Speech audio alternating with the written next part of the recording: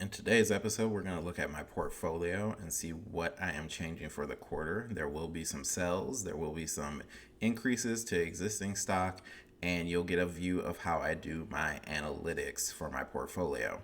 But first, if you want a channel that is going to help you speed up your journey to financial freedom through dividend growth investing, Stately Investing is the place for you.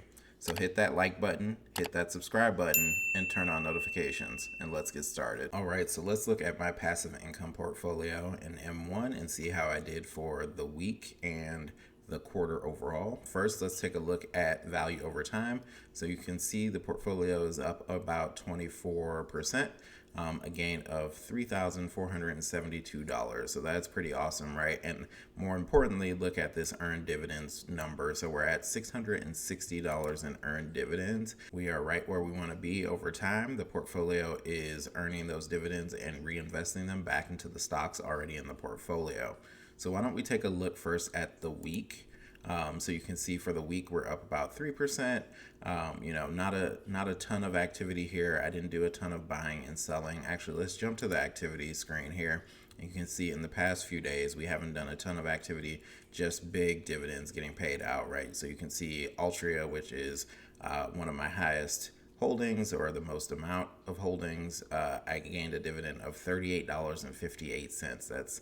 That's pretty big, folks. And then we're looking at equity lifestyle properties, Merck, and so on and so forth, right? And then this is the weekly buy that I do, right? So remember, I'm constantly investing, right? Every week, $250, and I'm constantly buying, no matter what the market is doing. I never change that. We've recently updated to weekly buys rather than bi-weekly buys. But overall, you can see for the week that, besides the dividends, not a ton of activity there. So why don't we jump back and look at the quarter overall? So for the quarter, it's been pretty good for the past 3 months. So up 11%. Again, a lot of activity in dividends. September, if you check out my previous video, I'll link it up top. You can see where there was just my biggest dividends ever and so far, and I think December will be even bigger than September. So great quarter, lots of dividends going on. But why don't we jump on over to my dividend tracker so you can see what kind of analysis I've been doing for the quarter. All right, we are in the spreadsheet view here, and you can see pretty much my entire portfolio on the screen. I had to zoom in a little bit so everybody can see. But most of you are familiar already with the metrics that I use to do my analysis. I look at quite a bit of dividend factors. So you can see these first few columns are about dividends. And then I look at growth factors. And what I've recently added are some debt factors. So this quick ratio, which I'll explain in a bit, and then the value, so like undervalued stocks. So looking at their PE ratios for the most part as a proxy for value. So first, what I do, if you're new here, what I do is I take the average of these columns and then look at the standard deviation, and then see, who's in the average plus the standard deviation and who's in the average minus the standard deviation for each one of these metrics. And then I color code them, right? So anything that's green is a good thing. Anything that's red is a bad thing, right? So like, for example, payout ratio, you pretty much want low payout ratios. That means you're not spending a ton of the money that you're making on your dividend. And if you have a high payout ratio, that means you're spending a lot of money on your dividend, and perhaps it's not sustainable. So why don't we jump over to quick ratio? I'll quickly explain what that is. So quick ratio is the amount of cash that you have in order to cover your debt, right? And so you want a company to be able to cover its debt, especially in economic downtimes, right? So a problem that we saw with the COVID crisis is that companies couldn't necessarily pay down the amounts of debt that they had, right? You're borrowing all this money, and you have these institutions that are loaning you this money, and if you can't pay it back, then you have to go into bankruptcy. That's not something we ever want to see for a dividend growth company. And so this quick ratio essentially measures how much money do you have to cover your debt, and it's focused on long-term debt. So you can see the higher the number, the better. So you can see that, again, I take my average plus my standard deviation. So anybody that's over a 2.01 means they are covering their debt sufficiently, or doing better than most companies at covering their debt. So why don't we filter down? So after I do all of this analysis, typically what I do is I put in a notes column about what I'm going to do for the quarter, right? So am I going to hold this company, just looking at the metrics? Am I going to increase the amount that I already have invested? So like, for example, AbbVie, I plan on increasing the percentage in my M1 portfolio. And then am I going to leave it on a watch list, right? So I added two new stocks here, Bank of America and Raytheon Technologies. I actually have in my Robinhood portfolio, I've already started purchasing these, but I wanted to compare them against the rest of my M1 portfolio and decide whether or not I'm going to buy them, keep them on my watch list, or say, no, I'm not going to put them in the portfolio. So why don't we filter on the notes column so you guys can see exactly what I'm buying and what I'm selling. We'll do that here by going in here. We'll get rid of the blanks. We'll get rid of the holds. And we'll get rid of the watch list. All right, and you can see there's relatively minor activity going on, right? I'm typically not shifting a lot of things around each quarter. Mostly all of my positions are holds because they're my stable dividend growth companies. However, I am going to increase AbbVie, which, let's go through the increases first. So let's increase AbbVie. The main reason I want to do that is their yield is really good right now. Their dividend growth is excellent for 3 years. Their revenue growth, their free cash flow growth, and their free cash flow margin, right? Just overall, the business is really solid, and it's at a price that makes sense. Especially if you look at this PE forward number, it's not below the 7 mark, but that is none of my stocks were, right? So it has a relatively good PE forward ratio, meaning in the future, based off of future estimates, its PE ratio is going to be particularly low, which means it's probably undervalued. So then the next increase is Marlboro, so MO, or Altria, excuse me, I should say Altria. So overall, their yield is outstanding right now, right? The price is pretty low. Free cash flow margin is still high. Look at the years of growth, right? This company is, a dividend aristocrat, a dividend king because it's over 50 years. So overall, Altria is one of my best performing stocks as far as paying out dividends, and I just feel like it's a great increase. It's a great time to buy more shares. Microsoft is low on its yield, but that is not bad because look at its payout ratio. It means it has plenty of money to put into its dividend. And then just look at all these financial metrics, right? So revenue is growing, EBITDA is growing, net income, free cash flow.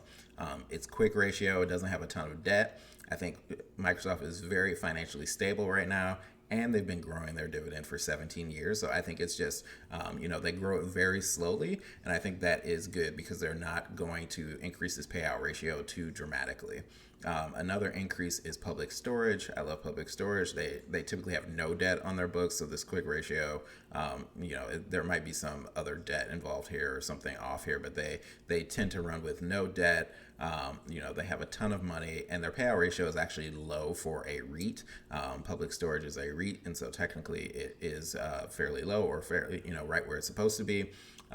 Similarly, Store is probably my favorite stock that I own. I own tons of it, and just look at these financial metrics, right? Like, so its yield has come down a bit because the price has increased, but I'm still planning to increase the proportion in my M1 portfolio and pick up some in my Robinhood account whenever the price dips. You can see the revenue, again, it's similar to Microsoft, right? These financial metrics are just very stable. So why don't we go to the decrease next? So Prudential is one that I'm going to decrease. So its yield is high, but its EBITDA, its 3-year EBITDA is really low, and the net income free cash flow is NM means not measurable. Its profit margin is low, right? So not great profit margins right now. And its quick ratio is, mediocre. It's below average, but it's not below the standard deviation in the average. So overall, I'm just not too enthusiastic about it, but it's not in a point where I want to sell it entirely.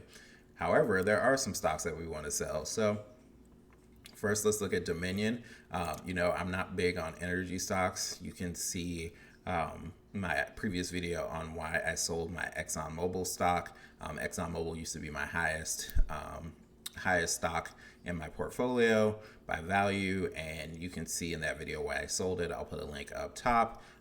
But yeah, Dominion Energy, I'm not too enthusiastic about. First of all, its payout ratio is too high. It's not sustainable. Its net income for past 3 years is pretty horrible. Free cash flow is not great. Its profit margin is actually pretty good, right? But its quick ratio, they have a ton of debt. Most of these energy companies have a ton of debt. So, if you're into energy, that's great. It's not absurd. It's not an absurd level of debt, but it's also not a sector that I'm particularly enthusiastic about as far as growth. Like even with these yields and dividends, I just don't think it's a great growth strategy overall. The industry I'm not a fan of, and in this particular case, I don't think its payout for its dividend is great. So there's a risk of a dividend cut there.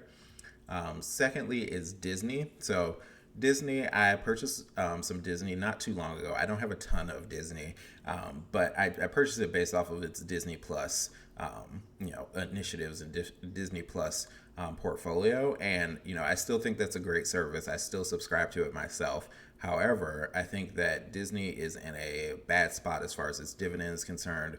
There are investors who are wanting to cut the dividend entirely and focus all of its efforts on Disney Plus because that could be a great growth engine.